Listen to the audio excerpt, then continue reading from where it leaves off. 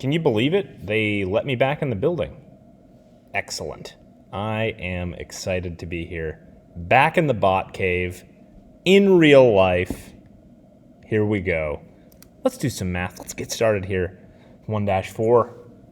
Proportional relationships. Proportional relationships. A proportional relationship is when you see how two quantities relate kind of as another changes. Or basically, a proportion is when you have two ratios that are kind of set equal. Oftentimes, one of the parts of the fraction is unknown, and you must solve for that portion of the fraction. It's okay, so here we have a proportional relationship. I would imagine many of you could tell me what x is right now with very little math. I said, this fraction has to be equal to this fraction, but this fraction is equal to 1/2. And you say, oh, Slagle, come on. Can you? Really? Look at this. 2 times 5 is 10. So you multiply the same on top. X equals 5. Slagle. What are you kidding me? Are you kidding me right now? Or you could say, well, what's half of 10? It's 5, right? Because we're talking about the relationship 1/2. The top of the fraction has got to be half of whatever the bottom fraction is. That's what we're saying. That's what this relationship means. Now, can you use that same method? Can you use that same method as easily to go from here to here? It's not too bad. Some of you might be able to figure it out pretty quickly. It's not too terribly bad, but it's not as clear. It's not as clear, and so, and I really could have chosen more confusing numbers here, but that's besides the point. Let's take a look. What is the strategy that we use? So it turns out when we have a proportion like this, there's this strategy that we can use called the cross product property. And how that works is, what we can do is we can multiply along the diagonals here. And we can set them equal to each other. What I mean by that is x times 10, or 10x, has to be equal. It has to be equal to whatever 39 times 4 is. Well, 39 times 4 is equal to 156. It's equal to 156, so I can go ahead and solve by dividing both sides by 10 to get x equals 15.6. You probably could have noticed from the beginning that 10 times 3.9 is 39, and you multiply the top by 3.9. That works just fine. This also works. It gives you the answer 15.6. So I'd be willing to bet 4 times 3.9 is 15.6. Cool. So what does this number mean to us as a proportion? It means that 4 divided by 10, or 4/10, 0.4 as a decimal. When I take 15.6 and I plug it in up here for x and then divide by 39, you're going to get the answer, 0.4. If you don't believe me, you can check for yourself. So what is the cross product property, generally speaking? I'm going to write its bare bones form here. Fraction equal to another fraction. Ignore these. I'm just saving my time for ink purposes. Looks like I'm drawing a strange picture, but that's okay. What it is A divided by B. I'm going to keep the colors just for the appeal of the eye. If you have a fraction A over B, and that fraction is equal to another fraction, C over D, then it must be true that A times D is equal to B times C. You're probably saying, okay, you just give me this rule and you expect me to believe this garbage? You expect me to just sell or buy what you're selling, Slagle? All right, I understand you have every right to be skeptical about what I say. On many fronts, I am not trustworthy. But on this one, when it comes to math, we're talking about the truth here. I'm only going to give you the truth and nothing but the truth. That that was already a lie. But this is going to be correct. Okay. A over B is equal to C over D. If I want to solve this equation, this form comes from us just being able to treat both sides equally. What I do to one side, if I do something to one side, I do it to the other, and they are still equal.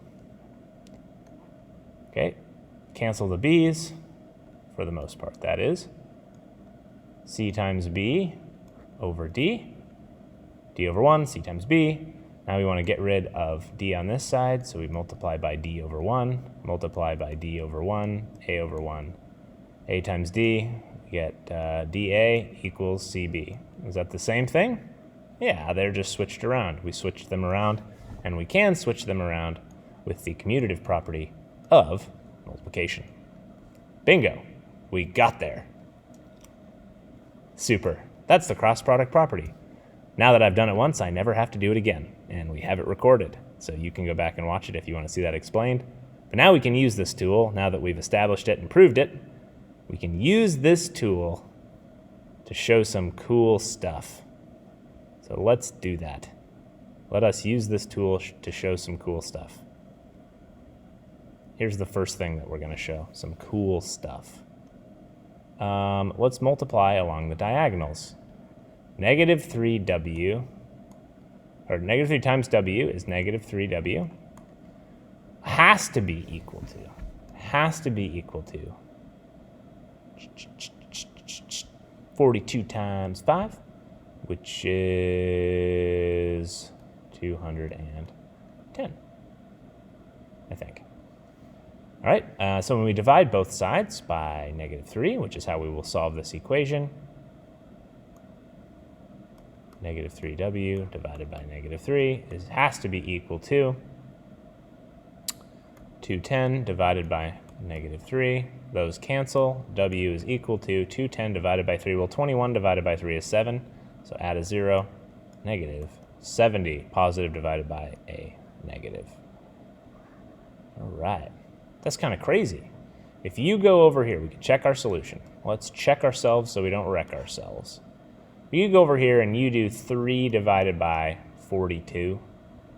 You get like 0.07, blah, blah, blah, blah, blah, blah, blah, blah. If you do 5 divided by 70, what this is saying is you'll get the same thing.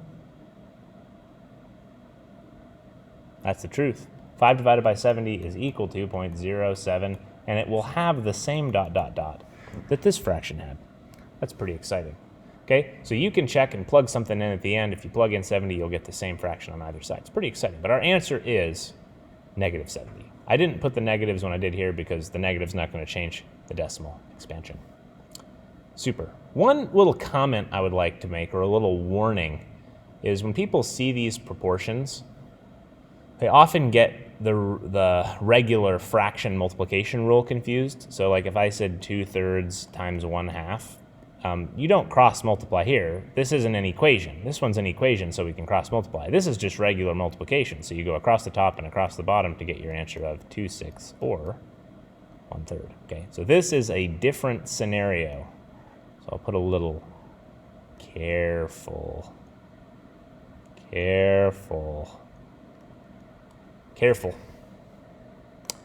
All right, you guys try this one on your own. I'm going to come back with the solution here in a bit. I think you're going to get an ugly fractional answer. Whoops, I spoke too soon. I'm going to pause it, or you pause it. I'm going to do the work now. Okay, multiply along the diagonal, 7 times x, 7x. 5 times 4 is 20. Divide both sides by 7. Get the answer, 20 over 7. That cannot be reduced. There we go. Super duper. You guys don't like my reduction method, but I sure do. Okay, this one's a little funky. We got x's all over the place. It's pretty ugly here, Slagle. There's lots of ways we could go about this problem. I'm going to show you the easiest one. Okay, you might be wanting to divide both of these by 7 and get some fractions. That'd be pretty gross, but it would work. You can just cross multiply, and that also works, which is the cross product property, which is what I'm teaching you. Yeah, there's lots of ways to go about this problem, solving it. 7 times 2x plus 3 is equal to, let's multiply the other side. I'm going to do it all in one color this time, so you don't have to wait for me switching. Boy, that's kind of awful to look at. 5 times 3x minus 2. 7 times 2 is 14x. 7 times 3 is plus 21. 5 times 3 is 15x. 5 times minus 2 is minus 10. 10. Okay, now we are going to subtract 14 from both sides. Minus minus 21 equals x minus 10. And add 10 to both sides. To get the answer, x equals 31. And yes, if you plug in x into this side, you will get the same decimal on either side of the equation. X equals 31 is our solution. You guys try this one on your own. Pause the video, give it a shot, see if you can solve. Remember, this one we had variables on opposite sides. We wanted to get them together, so we had to move the terms to the other side of the equation. Here we go.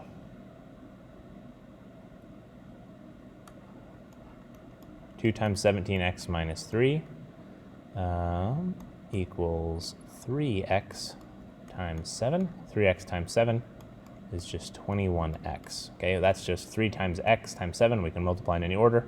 Multiply the 3 and the 7, and we're going to distribute multiplication by 2 to get 34x minus 6. Now we have these two terms, the 34x and the 21x, and they want to be together. Does it matter which one I move? The answer is no. You can get the same answer either way, but I am going to keep this number on this side and move the x's together onto the other side, which means I'm going to move the 34x. We're going to end up with a negative coefficient here, but that's okay. Minus 6 equals 13. Okay, and now to get x by itself, we will divide both sides by 13. And that is not correct. We're going to get negative 13. 21 minus 34 is negative 13.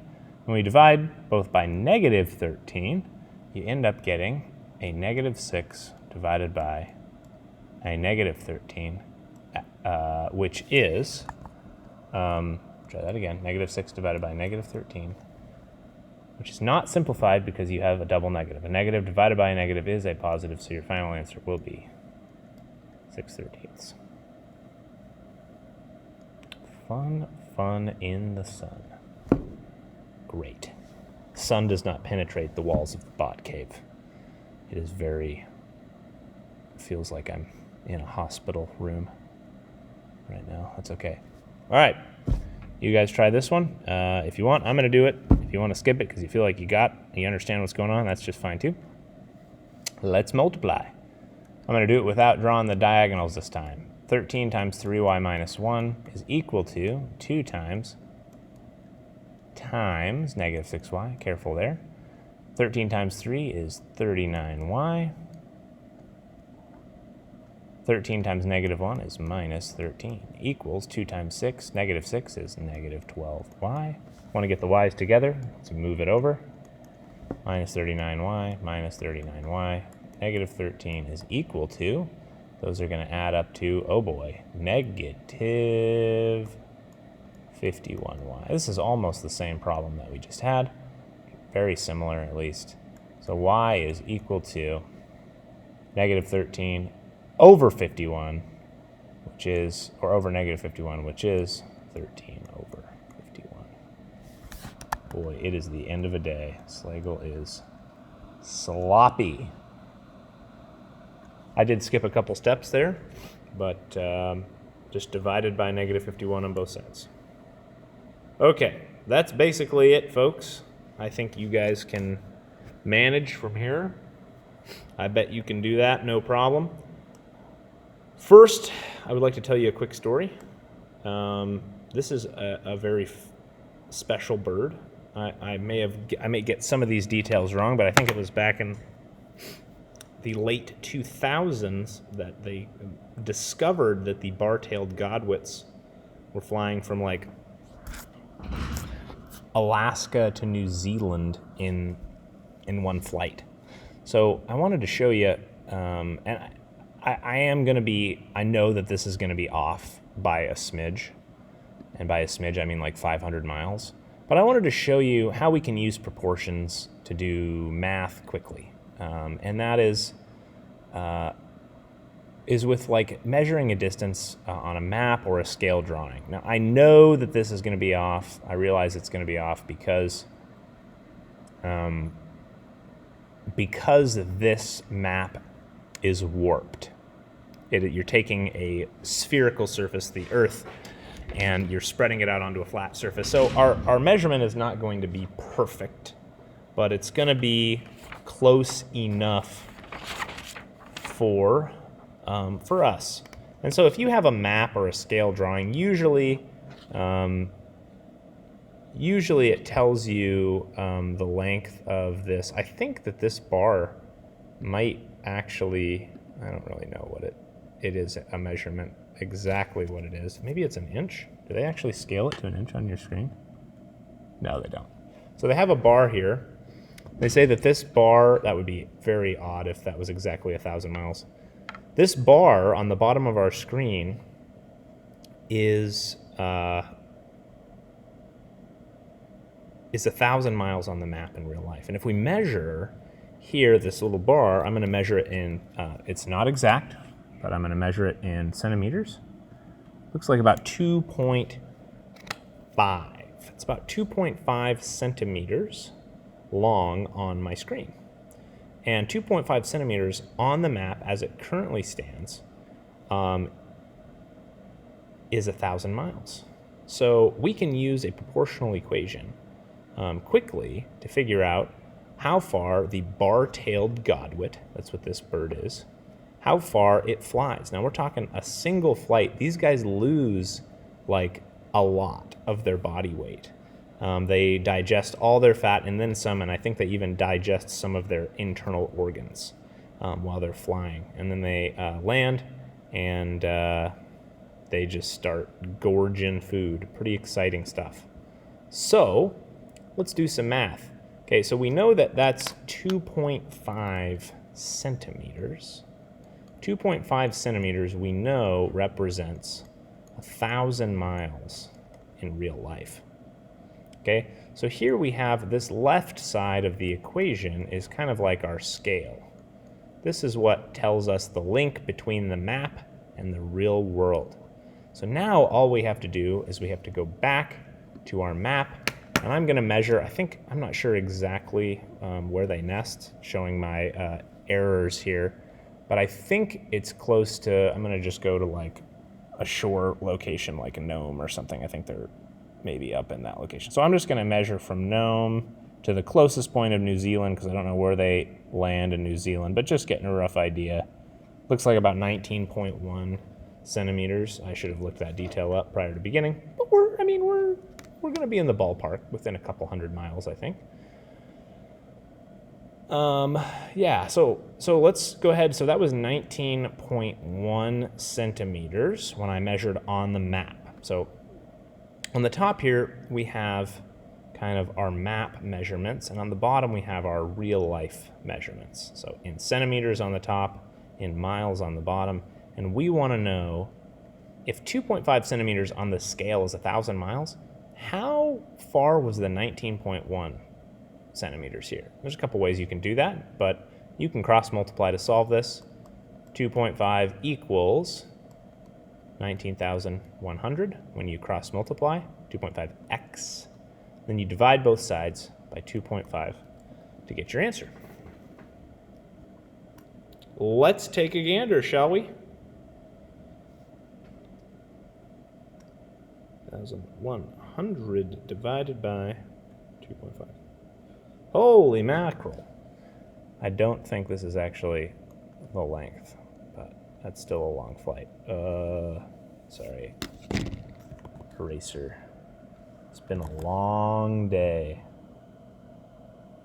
long day. 7,640 miles. Now this is definitely approximate.